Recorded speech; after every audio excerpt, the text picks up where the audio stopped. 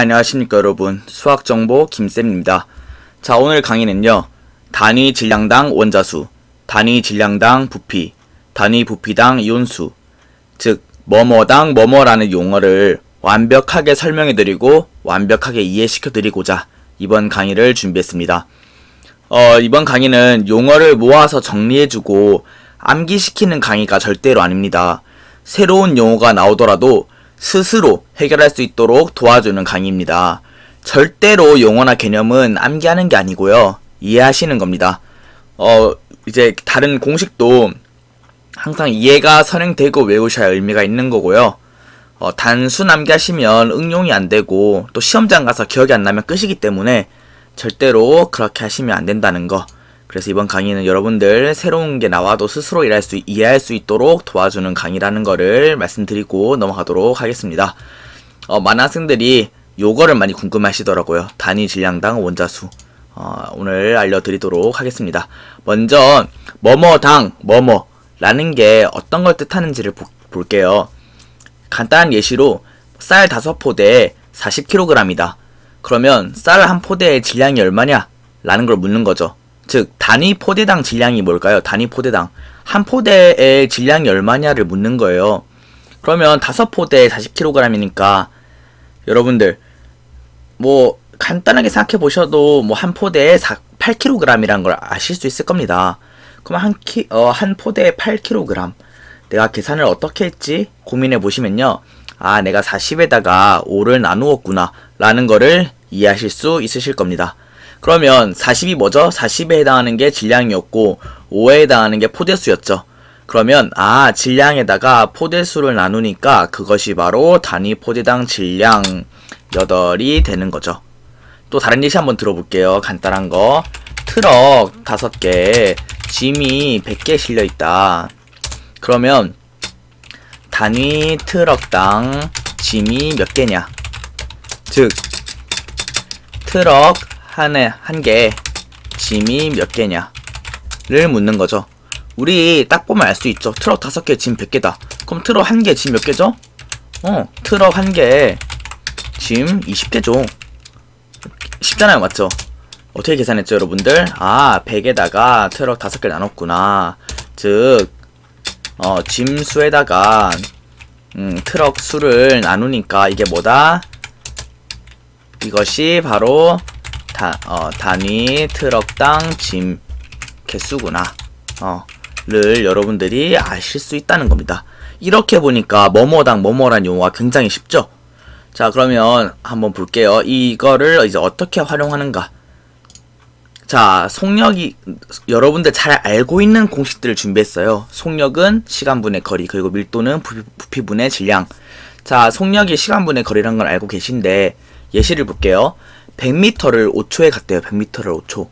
그러면 단위 시간당 이동거리가 얼마냐? 즉 1초에 얼마를 갔냐를 묻는 거죠. 1초에 얼마를 갔냐? 그러면은 1초당 이동거리가 얼마냐?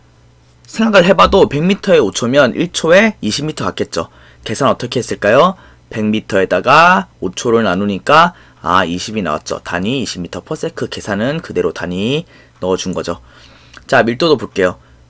부피분의 질량인 거 알고 있죠? 그러면 예시를 보면 5kg의 부피가 10L입니다. 5kg의 부피가 10L예요. 그러면 단위 부피당 질량이 얼마냐 물어봤을 때, 즉 부피당, 즉 1L당 질량이 얼마일까? 5kg에 10L니까 1L에는 0.5kg이겠네. 그래서 계산을 한 게 이렇게 5에서 10을 나눠서 0.5가 나오는 거죠. 그리고 단위, 역시 밀도의 단위죠. 이런 식으로 계산이 된다는 겁니다. 자, 그러면 이제 여러분들이 어려워하실 법하게 한번 이걸 꼬아볼게요. 자, 밀도의 예시를 그대로 들고 와서요. 아까 단위 부피당 질량이 밀도였죠. 그러면 문제에서 단위 질량당 부피라는 게 나왔다고 생각해 볼게요. 고민을 해보는 거죠. 5kg의 부피가 10L다 라는 간단한 예시를 들고 와볼게요. 그러면 단위 질량당 부피가 얼마일까? 즉 1kg당 부피가 얼마일까? 그러면 5kg에 10L니까 1kg에 2L라는 거를 너무 쉽게 아실 수 있을 겁니다. 그러면 계산을 내가 어떻게 했지 고민을 해보면 10리터에다가 5kg을 나눴구나. 즉 10에서 5를 나눴구나. 그래서 2가 나왔구나. 계산 어떻게 했지? 10리터 부피에다가 5kg 질량을 나누었구나. 그러면 부피에서 질량을 나눈 게 뭘까? 자, 이걸 모른다고 생각해 봤을 때, 새로운 용어를 받았을 때 여기까지 나왔죠. 아, 그러면 부피 나누기 질량 뭐지? 근데 내가 알고 있는 공식, 부피랑 질량이 나오는 공식이 뭐 있지? 아, 부피분의 질량은 밀도구나. 내가 아는 공식. 그러면 질량분의 부피는 부피분의 질량의 역수구나. 즉 밀도의 역수구나 라는 거를 아실 수 있을 것입니다. 전혀 어렵지 않죠. 뭐뭐당 뭐뭐란 용어를 해결하는 데 있어서 이런 식으로 우리가 쉽게 간단한 숫자를 넣어서 고민을 해보면 내가 계산을 어떻게 했고 그럼 그 계산 결과가 어떻게 나오고 그러면 이런 계산을 했으니까 얘는 어떤 개념일까를 여러분 잘 아시는 걸로 고민해 보시면 될 겁니다. 자, 그러면 이제 여러분들이 많이 어려워하셨던 16년 9월 화학 1 19번 문제를 한번 보도록 하겠습니다. 여기서 이제 여러분들 나오는 게 단위 질량당 부피라는 게 먼저 나오죠. 먼저 이거는 잠시 나중에 같이 보도록 하고 볼게요. 단위 질량당 부피다. 예를 들어서 아까 했던 그대로 10리터에 5g이다. 그러면은 10리터에 5g이다. 그럼 단위 질량당 부피 뭘까요? 1g의 부피가 얼마지? 아까 10리터에 5g 했으니까 그러면 1g에 2리터겠네? 계산 어떻게 했지? 내가 10에서 5를 나누었네? 즉 부피에서 질량을 나누었네 가 되는 거죠. 부피에서 질량을 나눴네. 그럼 질량분의 부피죠. 근데 내가 질량과 부피로 아는 식이 뭐 있지? 부피분의 질량이 밀도구나. 그럼 얘는 단위 질량당 부피는 밀도 분의 1이구나. 자, 밀도 분의 1인데 볼까요? 자, 단위 질량당 부피가 밀도의 역수다. 자, 라고 했을 때 근데 여기 힌트 뭐 있죠? 기체라는 힌트를 줬어요. 기체라는 힌트. 그리고 일정한 온도랑 일정한 압력이라는 힌트를 줬죠. 그러면 기체는 같은 온도 같은 압력에서 부피가 어때요? 같죠? 그럼 부피가 같은데 질량만 다르죠. 같은 부피에 질량만 다르다. 즉 1몰의 부피가 같죠. 1몰의 부피가 같을 때 그때 질량은 1몰의 질량은 분자량이 되죠. 1몰의 질량에 해당하는 개념이 분자량인데 그러면 X2라는 녀석은 1몰의 부피가 있을 때 부피분의 질량이 2겠구나. 그리고 Y라는 친구는 부피분의 질량인데 같은 부피에서 질량이 4겠구나. 그러면은 이 개념 18분의 1 B분의 1이라는 개념이 바로 2와 4와 비례하겠죠. 그래서 방금 개념을 생각해보면은 분자량 2대 4는 분자량 2대 4인 이유가 뭐죠? 정확히 써줄까요? 부피.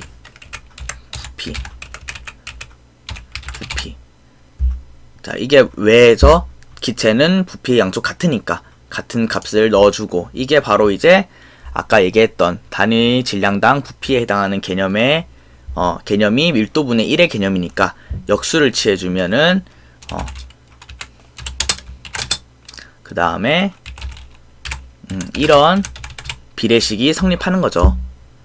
그럼 이 비례식 계산 가운데 바깥 곱해주고 부피 없어지고 하면은 B값이 나오는 거죠. 자, 그 다음에 볼게요. 왜 이래 이거. 자, 이거 이렇게 나왔구나. 이거를 텍스트 상자에 넣어야겠네.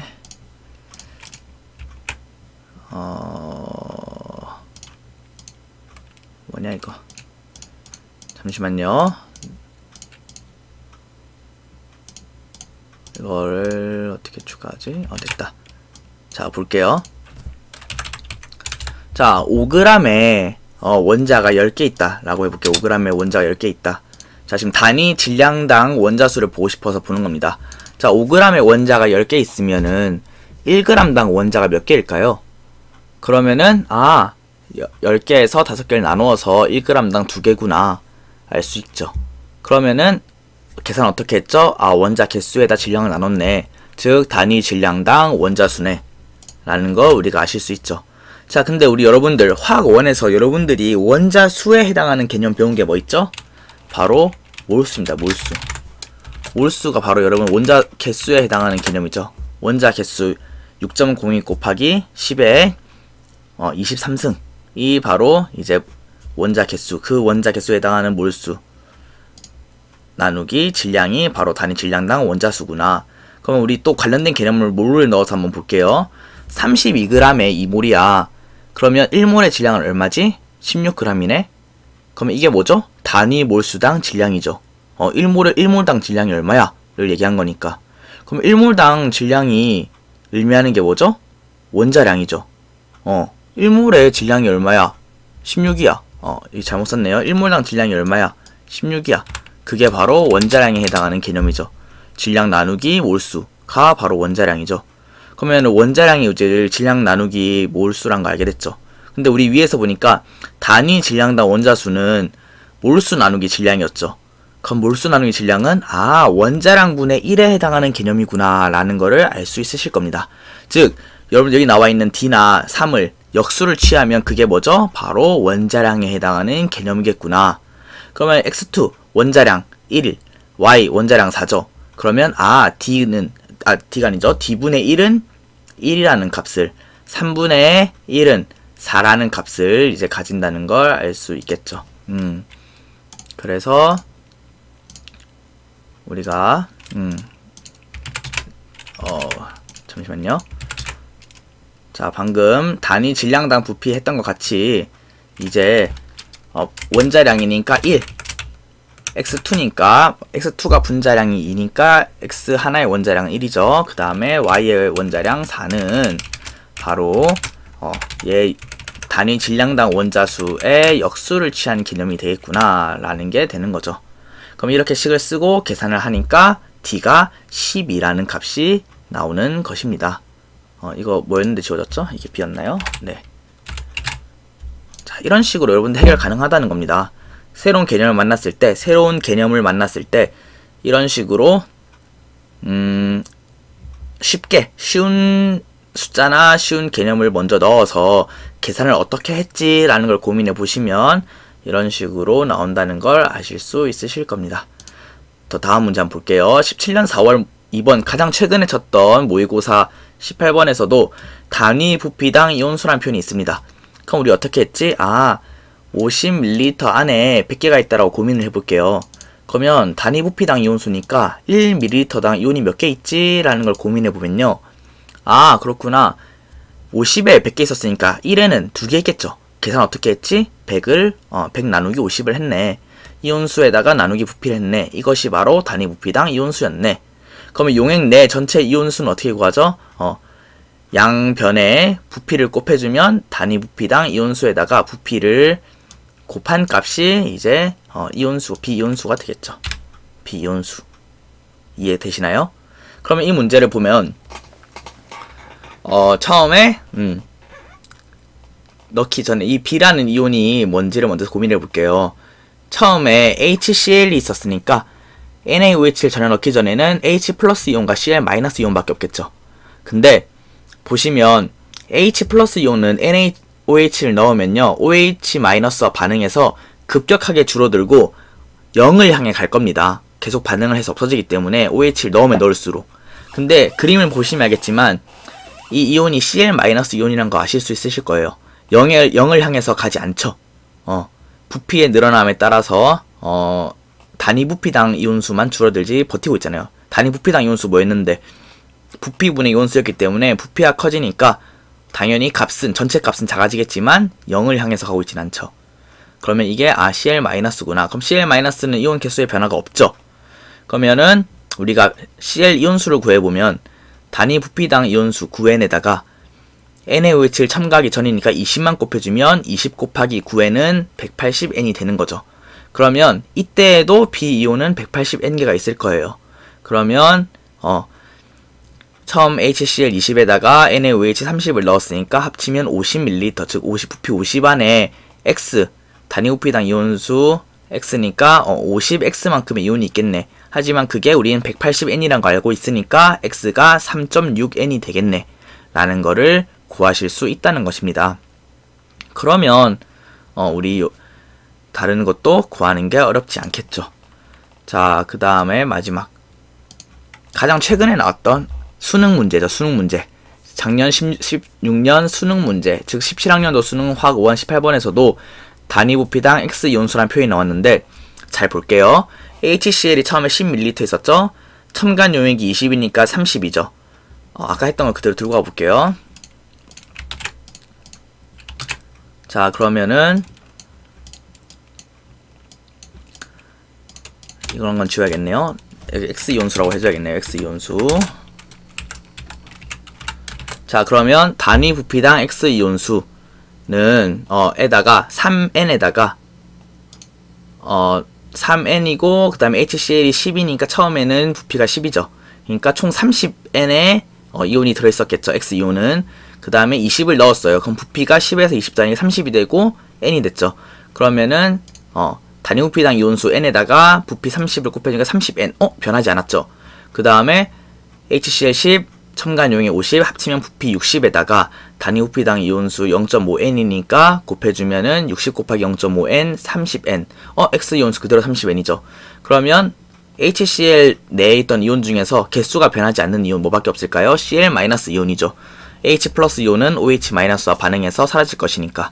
그러면 이 X이온이 Cl-이온이라는 거를 알고 가는 것만으로도 여러분들 많은 정보를 얻어서 이 문제를 쉽게 푸실 수 있다는 것입니다. 그래요, 여러분들. 이렇게 지금 강의를 해봤는데, 제가 지금 새벽 4시가 다 돼가는 시간에 제가 좀 급히 여러분들 제가 블로그를 확인해보니까 단위 질량당 원자수라는 검색을 너무 많이 해주셔서 급히 이렇게 녹음을 했습니다. 준비를 많이 못하고 찍어서 좀 사족이 길고 좀 버벅대는 감이 좀 있지만 여러분들 위해서 제가 이렇게 마련했으니까 좀 양해해 주시고 들어주시면 감사하겠고요. 필요한 부분들 또 링크 걸어 드릴 테니까요. 16년 9월 모의고사 19번 자세한 풀이 참고하시고, 그 다음에 여러분들 이런 식으로 개념을 암기하는 게 아니라 어떻게 하면 제대로 할 수 있는가를 좀 알려드리는 강의, 또 여러분들 4월 모의고사 이후 해야 될 상위권 그리고 중하위권 공법에 대해서도 좀 알려드릴 테니까 참고하시면 좋을 것 같습니다. 링크 달아드릴 테니까 참고하시고, 모든 학생들이 수학과학을 이런 식으로 이해해서 정복하였으면 좋겠습니다. 그날까지 모두들 파이팅입니다. 그래요. 지금까지 수학정보 김쌤이었습니다. 감사합니다.